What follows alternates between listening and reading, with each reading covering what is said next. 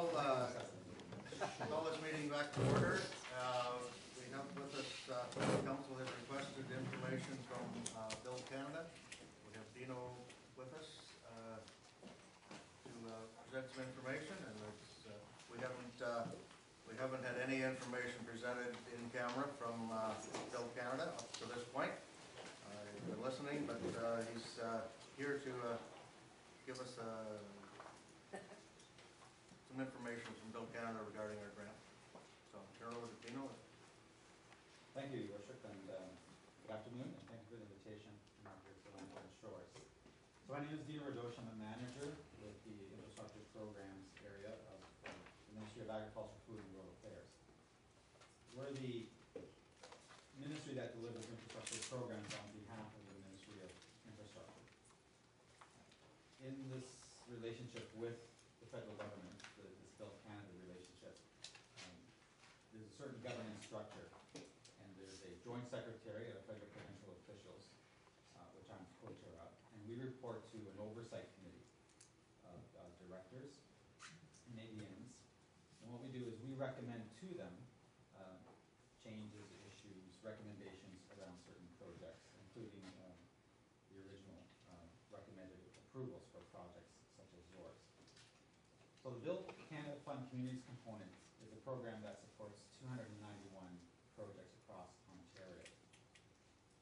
I would say about 97% of these projects are underway. Construction has started. The program was established in 2008 and approvals were issued in 2009. Of the handful that have yet, or have low start percentages, there are issues such as environmental assessments, some port issues to deal with, and there's a few on the funding side. The Lambton Shores project is a project that has one of the larger federal provincial shares. And it was a project that was approved based on the proposal, the business case that was submitted at the time. It was evaluated against certain criteria, and the project was well received. And the project, as we understand it, is to build and expand and upgrade the Grand Bend sewage treatment facility, and it would also help serve the environmental standards that are expected from such a facility, and to address the needs of the service area that you had identified as part of your study. And the proposal listed certain benefits that would arise out of this project. When municipalities come forward and request a change to a project, there's certain criteria we set forth in order for a scope change to be considered. First, the Joint Secretary, which is a federal provincial committee, will review the request. The other criteria is that there be no additional funds required as a result of the scope change, that there are no EA implications, such as a new EA being required for a change, that the project intent remains the same as originally approved, and that the recipient acknowledges that any increase in cost would not be eligible for cost increases under the program, and that the recipient will be responsible for any cost overruns or additional costs associated with a scope change. Now, these are changes that typically the Joint Secretariat will deal with.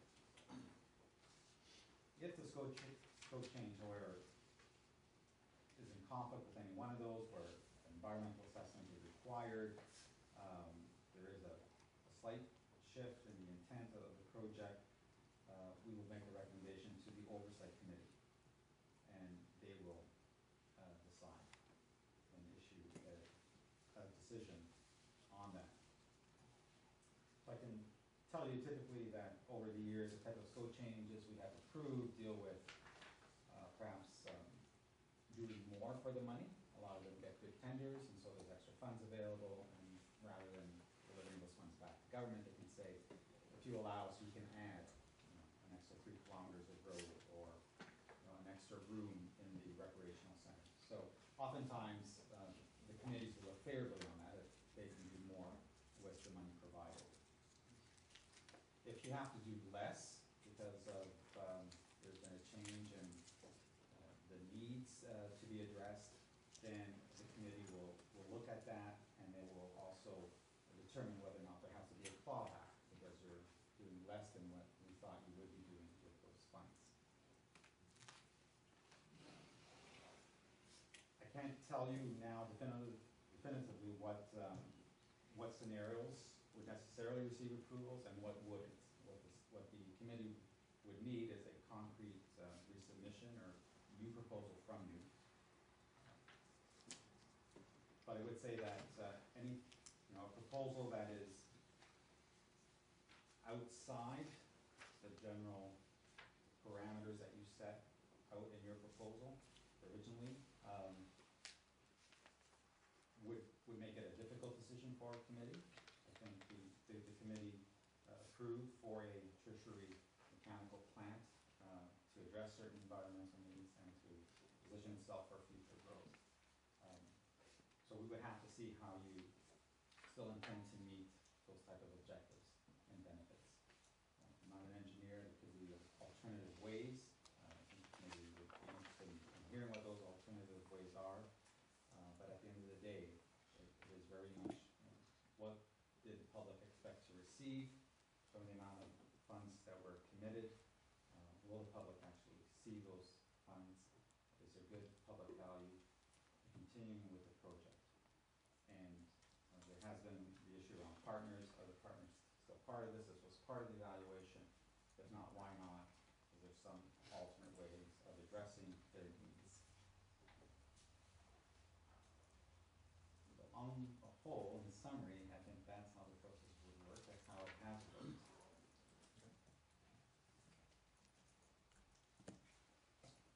You're open for some questions? Yes. Councillor Scott?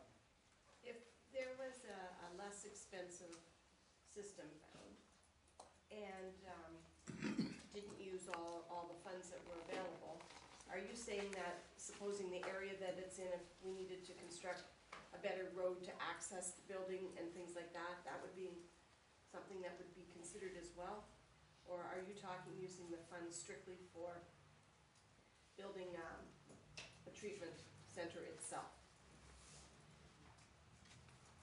So if I understand the question, if there's a proposal which would still support a tertiary plant, but there's some aspect of it that's not there, but however there is a new requirement that there be a service road, Yes. yes, that is possibly something that could be looked at. Okay, cool. Thank you. But it would have to be directly related always Yes. to that Yes. plant. to that business. Councillor Owen?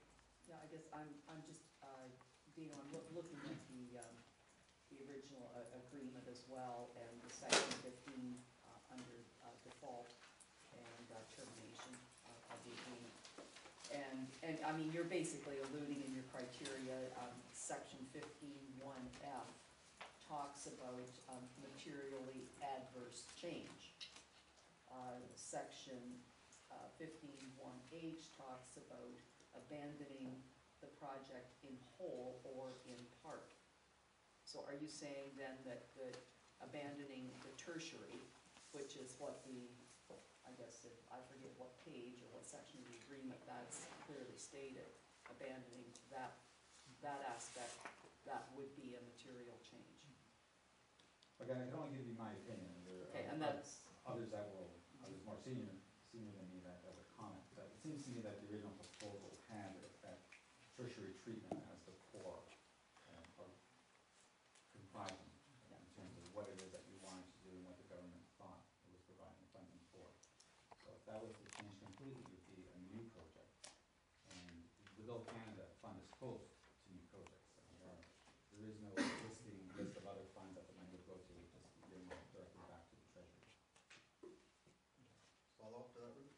no, so it would be considered a new project and not, it would be termed a new project and therefore